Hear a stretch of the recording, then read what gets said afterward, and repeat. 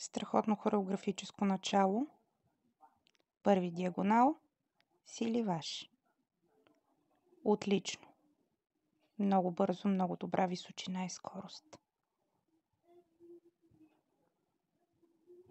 И веднага втория диагонал. Дос Сантош. Почти перфектни приземявания. 0,2 бих казала, че беше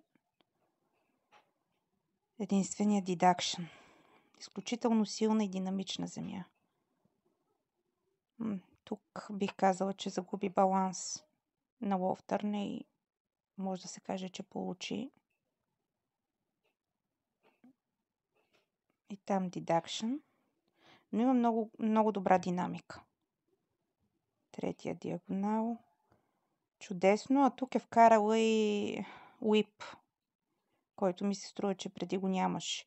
Леко поизбързва, като че ли този път на програмата. Някак преминава много бързо в хореографическата част.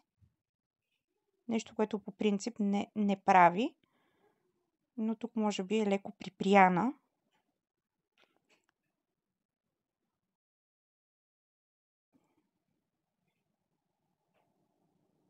Мина го на един дъх. Разбира се, от това всъщност, че го премина на един дъх, имаше и колебания в прецизността на някои елементи.